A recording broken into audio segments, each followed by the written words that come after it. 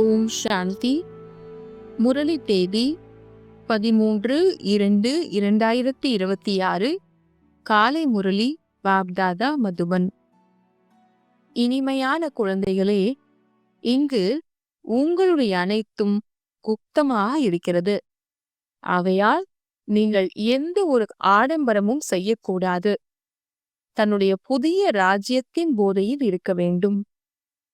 கேள்வி: தெய்வீக காரியம் மற்றும் சிரேஷ்ட தர்ம ஸ்தாபனைக்காக குழந்தைகளாகி நீங்கள் என்ன முயற்சி செய்கிறீர்கள்? பதில்: 5 விகாரங்களை விடுவதற்கான முயற்சி நீங்கள் இப்பொழுது செய்கிறீர்கள். ஏனெனில் இந்த விகாரங்கள் தான் அனைவரையும் கீழானவர்களாக ஆக்குகிறது. இந்த நேரத்தில் அனைத்து தெய்வீக தர்மம் மற்றும் கர்மமும் கீழானதாக இருக்கிறது என்பது உங்களுக்கு தெரியும். தந்தைதான் ஸ்ரீமத் கொடுத்து சிரேஷ்ட தர்மம் மற்றும் சிரேஷ்ட தெய்வீக காரியத்தை ஸ்தாபனை செய்கின்றார். நீங்கள் ஸ்ரீமத் படி நடந்து தந்தையின் நினைவின் மூலம் விகாரங்கள் மீது வெற்றி அடைகிறீர்கள். படிப்பின் மூலம் தனக்குத்தானே ராஜ்ய திலகம் கொடுத்து கொள்கிறீர்கள். பாடல்: உன்னை அடைந்ததால் நான் அனைத்தையும் அடைந்துவிட்டேன். ஓம் சாந்தி. இனிமையிலும் இனிமையான குழந்தைகள், இந்த பாட்டை கேட்டீர்கள் அல்லவா? ஆன்மீக குழந்தைகள்தான் பாபா என்று கூறுகின்றனர். இந்த எல்லையற்ற தந்தை எல்லையற்ற சுகம் கொடுக்கக்கூடியவர். அதாவது அவர் அனைவருக்கும் தந்தை என்பதை குழந்தைகள் அறிவீர்கள். அவருக்கு அனைவரும் எல்லையற்ற குழந்தைகளாக இருக்கிறீர்கள். ஆத்மாக்கள் நினைவு செய்து கொண்டு இருக்கின்றன. ஏதாவது ஒரு ரூபத்தில் நினைவு செய்கிறது. ஆனால் நமக்கு அந்த பரம்பிதா பரமாத்மாவிடமிருந்து உலக ராஜ்யம் கிடைக்கிறது என்பது அவர்களுக்கு தெரியாது. தந்தை நமக்கு கொடுக்கும் உலக ராஜ்யமானது நிலையானதாகும், உறுதியானதாக 21 பிறவிக்கு இருக்கும் என்பது உங்களுக்கு தெரியும். முழு உலகிலும் நமது ராஜ்யம் இருக்கும். அதை யாரும் அபகரிக்க முடியாது, கொள்ளையடிக்க முடியாது. நமது ராஜ்யம் உறுதியானதாக இருக்கும். ஏனெனில் அங்கு ஒரு தர்மம்தான் இருக்கும், பிரிவினைகள் இருக்காது. அது பிரிவினை இல்லாத ராஜ்யமாகும். குழந்தைகள் எப்பொழுதெல்லாம் பாட்டு கேட்பீர்களோ அப்பொழுது தனது ராஜ்யத்தின் போதை வர வேண்டும். இப்படிப்பட்ட பாட்டுக்கள் வீட்டில் வைத்துக் கொள்ள வேண்டும். உங்களது அனைத்தும் குப்தமானதாக இருக்கிறது. மேலும் பெரிய பெரிய மனிதர்களில் மிகுந்த ஆடம்பரம் இருக்கும். உங்களிடம் எந்த ஆடம்பரமும் கிடையாது. பாபா யாரிடம் பிரவேசம் ஆகி இருக்கின்றாரோ அவரும் எவ்வளவு சாதாரணமாக இருக்கின்றான் என்பதை நீங்கள் பார்க்கிறீர்கள். இங்கு ஒவ்வொரு மனிதனும் அதர்மமான சீச்சி காரியங்களை தான் செய்கின்றனர் என்பதை குழந்தைகளாகி நீங்கள் அறிவீர்கள். அதனால்தான் புத்தியற்றவர்கள் என்று கூறப்படுகின்றனர். புத்திக்கு முற்றிலும் பூட்டு போடப்பட்டு இருக்கிறது. நீங்கள் எவ்வளவு புத்திசாலிகளாக இருந்தீர்கள், உலகிற்கு எஜமானர்களாக இருந்தீர்கள். இப்பொழுது மாயை எதற்கும் பயப்படாதவர்களாக, புத்தியற்றவர்களாக ஆக்கிவிட்டது. தந்தையிடம் செல்வதற்கான யாகம், தவம் போன்றவைகளை அதிகம் செய்து கொண்டு இருக்கின்றனர். ஆனால் அடைவது எதுவும் கிடையாது. இவ்வாறே ஏமாற்றம் அடைந்து கொண்டே இருக்கின்றனர். நாளுக்கு நாள் தீமைகள் ஏற்பட்டு கொண்டே இருக்கின்றன. எந்த அளவிற்கு மனிதர்கள் தமோ பிரதானமாக ஆகின்றார்களோ அந்த அளவிற்கு தீமைகள் ஏற்பட்டே ஆக வேண்டும். எந்த ரிஷி முனிகள் மகிமைக்குரியவர்களாக இருந்தார்களோ அவர்கள் தூய்மையாக இருந்தனர். தெரியாது தெரியாது என்று கூறினர். இப்பொழுது தமோ பிரதானமாக ஆகிவிட்டபடியினால் சிவோகம் சர்வவியாபி, என்னிடத்தில் உன்னிடத்தில் அனைவரிடத்திலும் இருக்கின்றார் என்று கூறுகின்றனர். அவர்கள் பரமாத்மா என்று மட்டுமே கூறிவிடுகின்றனர். ஒரு பொழுதும் பரப்பிதா என்று கூற மாட்டார்கள். பரப்பிதாவை சர்வவியாபி என்று கூறுவது தவறாக ஆகிவிடுகிறது. அதனால்தான் ஈஸ்வரன் அல்லது பரமாத்மா என்று கூறிவிடுகின்றனர். பிதா அதாவது தந்தை என்ற வார்த்தை புத்தியில் வருவது கிடையாது. யாராவது கூறினாலும் பெயரளவிற்கு தான் கூறுகின்றனர். ஒருவேளை பரம்பிதா என்று புரிந்து கொண்டால் புத்தி ஒரேடியாக ஜொலிக்க ஆரம்பித்துவிடும். தந்தை ஸ்வர்க்கத்தின் ஆஸ்தி கொடுக்கின்றார். அவர்தான் ஸ்வர்க்கத்தை ஸ்தாபிக்கும் தந்தையாவார். பிறகு நாம் ஏன் நரகத்தில் விழுந்து கிடக்கின்றோம்? இப்பொழுது நாம் முக்தி, ஜீவன் முக்தியை எப்படி அடைவது? இது யாருடைய புத்தியிலும் வருவது கிடையாது. ஆத்மா தூய்மையற்றதாக ஆகியிருக்கிறது. ஆத்மா முதல் சத்தோ பிரதானமாக புத்திசாலியாக இருந்தது. பிறகு சத்தோ ரஜோ தமோவிற்கு வருகிறது. புத்தியற்றதாக ஆகிவிட்டது. இப்பொழுது உங்களுக்கு புத்தி கிடைத்துவிட்டது. பாபா நமக்கு இந்த நினைவை ஏற்படுத்தி இருக்கிறார். பாரதம் புது உலகமாக இருந்த பொழுது நமது ராஜ்யம் இருந்தது. ஒரே வழி, ஒரே மொழி, ஒரே தர்மம், ஒரே மகாராஜா மகாராணியின் ராஜ்யம் இருந்தது. பிறகு துவாபர யுகத்தில் விகார மார்க்கம் ஆரம்பமாகியது. பிறகு ஒவ்வொருவரின் செயல்கள் அதர்மமாக ஆகிவிடுகிறது. செயல்களின் ஆதாரத்தில் ஒரு சரீரத்தை விடுத்து மற்றொன்றை எடுக்கிறது. 21 பிறவிக்கு நீங்கள் ராஜ்யம் அடையும்படியான செயல்களை நான் உங்களுக்கு கற்றுக் கொடுக்கின்றேன் என்று தந்தை கூறுகின்றார். அங்கும் எல்லைக்கு உட்பட்டு தந்தை கிடைப்பார். ஆனால் இந்த ராஜ்ய ஆஸ்தி எல்லையற்ற தந்தை கொடுத்தது என்ற ஞானம் அங்கு இருக்காது. பிறகு துவாபர யுகத்திலிருந்து ராவண ராஜ்யம் ஆரம்பமாகிறது. விகார சம்பந்தம் ஏற்பட்டு விடுகிறது. பிறகு செயல்களின் ஆதாரத்தில் பிறவி கிடைக்கும். பாரதத்தில் பூஜ்ய ராஜாக்களும் இருந்தனர், பூஜாரி ராஜாக்களும் இருந்தனர். சத்யுகம் திரேதாவில் அனைவரும் பூஜைக்குரியவர்களாக இருப்பர். அங்கு பூஜை அல்லது பக்தி இருக்காது. துவாபர யுகத்தில் பக்தி ஆரம்பமாகின்ற பொழுது ராஜா ராணி எப்படியோ பிரஜைகளும் அவ்வாறே ஆகிவிடுகின்றனர். பக்தர்களாக ஆகிவிடுகின்றனர். உயர்ந்ததிலும் உயர்ந்த சூரிய வம்சி ராஜாவாக இருந்தவரே பூஜாரியாக ஆகிவிடுகின்றார். இப்பொழுது நீங்கள் விகாரமற்றவர்களாக ஆகின்றீர்கள். அதன் பலன் 21 பிறவிக்கு கிடைக்கிறது. பிறகு பக்தி மார்க்கம் ஆரம்பமாகிறது. தேவதைகளின் கோவில் கட்டி பூஜை செய்து கொண்டிருக்கின்றனர். இது பாரதத்தில்தான் நடைபெறுகிறது. தந்தை கூறக்கூடிய 84 பிறவி கதையும் பாரதவாசிகளுக்குதான். மற்ற தர்மத்தை சார்ந்தவர்கள் வருவதே தாமதமாகத்தான். பிறகு வளர்ச்சி அடைந்து எண்ணிக்கை அதிகமாகி விடுகிறது. விதவிதமான தர்மத்தினர்களின் முகம் ஒவ்வொரு விஷயத்திலும் வேறுபாடு ஏற்பட்டு விடுகிறது. சடங்குகளிலும் வேறுபாடு இருக்கிறது. பக்தி மார்க்கத்தில் பொருட்களும் தேவை. எவ்வாறு விதை சிறியதாக இருக்கிறது, மரம் எவ்வளவு பெரியதாக இருக்கிறது, மரத்தின் இலைகள் கணக்கிட முடியாது. அதே போன்று பக்தியும் பலவிதமாக விரிவாகிவிட்டது. அதிக சாஸ்திரங்களை உருவாக்கி கொண்டே செல்கின்றனர். பக்தி மார்க்கத்தின் பொருட்கள் அனைத்தும் அழிந்துவிடும் என்ற குழந்தைகளுக்கு தந்தை கூறுகின்றார். இப்பொழுது என்னை நினைவு செய்யுங்கள். பக்தியின் ஆதிக்கமும் அதிகமாக இருக்கிறதல்லவா? பாட்டுக்கள், நடனம், அலங்காரம் என்று எவ்வளவு செலவு செய்கின்றனர். இப்பொழுது தந்தையாகிய என்னை மற்றும் ஆஸ்தியை நினைவு செய்யுங்கள் என்று தந்தை கூறுகின்றார். ஆதி சனாதன தனது தர்மத்தை நினைவு செய்யுங்கள். பல பிறவிகளாக நீங்கள் பல வகையாக பக்தி செய்து வந்தீர்கள். சந்நியாசிகளும் ஆத்மாக்கள் வசிக்கும் இடத்தை, அதாவது தத்துவத்தை பரமாத்மா என்று புரிந்து கொண்டனர். பிரம்மம் அல்லது தத்துவத்தை மட்டுமே நினைவு செய்கின்றனர்.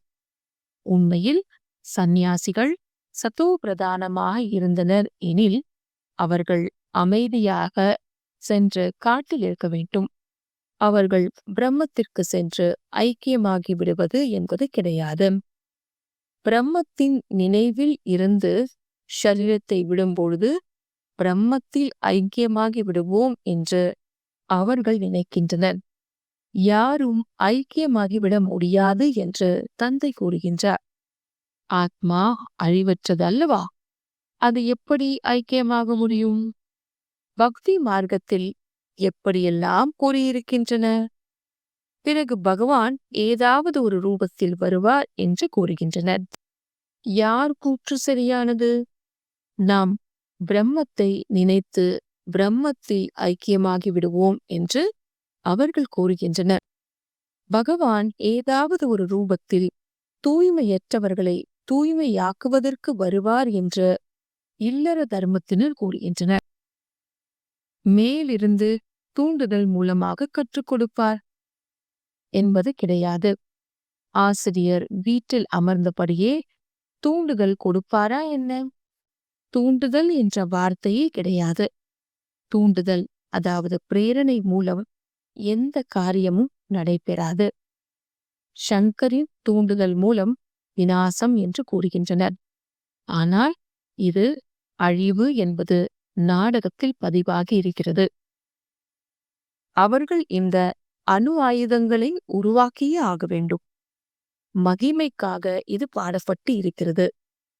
யாரும் தங்களது பெரியவர்களின் மகிமையை அறியவில்லை. தர்ம ஸ்தாபனையையும் குரு என்று கூறிவிடுகின்றனர். தர்ம ஸ்தாபகர்களையும் குரு என்று கூறிவிடுகின்றனர். ஆனால் அவர்கள் தர்மத்தை மட்டும் ஸ்தாபனை செய்கின்றனர். சத்கதி செய்பவர்கள்தான் குரு என்று அழைக்கப்படுகின்றனர். அவர்கள் தர்மத்தை ஸ்தாபனை செய்ய வருகின்றனர். அவர்களுக்கு பின்னால் அவர்களது வம்சத்தினர்கள் வந்து கொண்டே இருக்கின்றனர். யாருக்கும் சத்கதி, அதாவது ஜீவன் முக்தி அடைய செய்வதே கிடையாது. ஆக அவர்களை எப்படி குரு என்று கூற முடியும்? குரு ஒரே ஒருவர்தான். அவர்தான் அனைவருக்கும் சத்கதி கொடுக்கும் வள்ளல் என்று கூறப்படுகின்றார். பகவான் தந்தை வந்துதான் அனைவருக்கும் சத்கதி செய்கின்றார். முக்தி, ஜீவன் முக்தி கொடுக்கின்றார். அவரை நினைக்காமல் யாரும் இருப்பது கிடையாது. கணவன் மீது எவ்வளவுதான் அன்பு இருந்தாலும் ஹே பகவான், ஹே ஈஸ்வரா என்று அவசியம் கூறுவர். ஏனெனில் அவர்தான் அனைவருக்கும் சத்கதி கொடுக்கும் வள்ளலாவார். தந்தை வந்து புரிய வைக்கின்றார். இவை அனைத்தும் படைப்புகளாகும். படைக்கும் தந்தை நான் ஆவேன். அனைவருக்கும் சுகம் கொடுப்பவர் அந்த ஒரே ஒரு தந்தை மட்டுமே. சகோதரன் சகோதரனுக்கு ஆஸ்தி கொடுக்க முடியாது. ஆஸ்தி எப்பொழுதும் தந்தையிடத்திலிருந்துதான் கிடைக்கும். எல்லையற்ற குழந்தைகளாகிய உங்களுக்கு எல்லையற்ற ஆஸ்தி கொடுக்கின்றேன். அதனால்தான் ஹே பரம்பிதா, கருணை காட்டுங்கள், இரக்கம் காட்டுங்கள் என்று என்னை நினைவு செய்கின்றனர். எதுவும் புரிந்து கொள்வது கிடையாது. பக்தி மார்க்கத்தில் பல வகையில் மகிமை செய்கின்றனர். இதுவும் நாடகப்படி அவர்களது நடிப்பு நடித்து கொண்டிருக்கின்றனர். நான் இவர்கள் அழைப்பதினால் வருவது கிடையாது என்று தந்தை கூறுகின்றார். இது நாடகத்தில் பதிவாகி இருக்கிறது. நாடகத்தில் நான் வருவது பதிவாகி இருக்கிறது. பல தர்மங்களை அழிப்பது, ஒரே தர்மத்தை ஸ்தாபனை செய்வது, அல்லது கலியுகத்தை விநாசம் செய்வது, சத்யுகத்தை ஸ்தாபனை செய்ய வேண்டியிருக்கிறது. நான் எனது நேரத்தில் தானாகவே வருகின்றேன். இந்த பக்தி மார்க்கமும் நாடகத்தில் பதிவாகி இருக்கிறது. எப்பொழுது பக்தியின் பாகம் முடிவடைகிறதோ அப்பொழுது நான் வருகிறேன். நாங்கள் இப்பொழுது உங்களை அறிந்து கொண்டோம். 5000 ஆண்டுகளுக்கு பிறகு மீண்டும் உங்களை சந்திக்கின்றோம் என்று குழந்தைகளும் கூறுகிறீர்கள். கல்பத்திற்கு முன்பு பாபா, நீங்கள் பிரம்மாவின் உடலில் தான் வந்தீர்கள். இந்த ஞானம் உங்களுக்கு இப்பொழுது கிடைக்கிறது, பிறகு ஒரு பொழுதும் கிடைக்காது. இது ஞானம், அது பக்தியாகும். ஞானத்தின் பலன் முன்னேறும் கலையாகும். வினாடியில் ஜீவன் முக்தி என்று கூறப்பட்டு இருக்கிறது. ஜனகருக்கு வினாடியில் ஜீவன் முக்தி கிடைத்தது அல்லவா? ராதை அனுராதையாகவும் ஜனகர் சீதையின் தந்தை அனு ஜனகராகவும் அந்த ஞானத்தின் மூலம் ஆகின்றனர் என்ற வார்த்தையும் இருக்கிறது. இதையும் ஒரு உதாரணமாக கூறுகின்றனர். எதையும் புரிந்து கொள்வது கிடையாது. ஜனகர் வினாடியில் ஜீவன் முக்தி அடைந்ததாக கூறுகின்றனர். ஒரே ஒரு ஜனகர் தான் ஜீவன் முக்தி அடைந்தாரா? ஜீவன் முக்தி என்றால் இந்த ராவண ராஜ்யத்திலிருந்து ஜீவன் முக்தி ஆகுவது ஆகும். அனைத்து குழந்தைகளுக்கும் எவ்வளவு துர்கதி ஏற்பட்டு விட்டது என்பதை தந்தை அறிவார். அவர்களுக்கு சத்கதி கிடைக்க வேண்டும். துர்கதியிலிருந்து உயர்ந்த கதி, அதாவது முக்தி, ஜீவன் முக்தியை அடைகிறீர்கள். முதல் முக்திக்கு செல்வீர்கள், பிறகு ஜீவன் முக்திக்கு வருவீர்கள். சாந்தியிலிருந்து பிறகு சுகதாமத்திற்கு வருவீர்கள். இந்த சக்கரத்தின் முழு ரகசியத்தையும் தந்தை புரிய வைக்கிறார். உங்கள் கூடவே மற்ற தர்மமும் வந்து கொண்டே இருக்கிறது.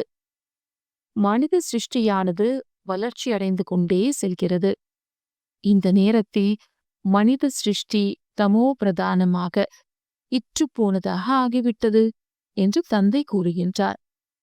ஆதி சனாதன தேவி தேவதா தர்மத்தின் அஸ்திவாரம் முழுவதும் அழிந்துவிட்டது. மற்ற அனைத்து தர்மங்களும் நின்று கொண்டிருக்கிறது.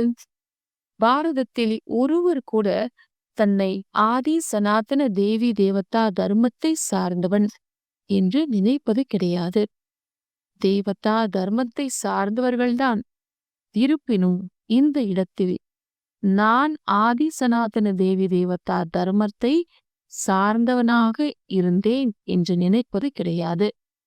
ஏனெனில் தேவதைகள் தூய்மையாக இருந்தனர், நாம் தூய்மையானவர்கள் கிடையாது என்று நினைக்கின்றனர். அசுத்தமான தூய்மையற்றவர்களை தன்னை தேவதை என்று எப்படி கூறிக்கொள்ள முடியும்?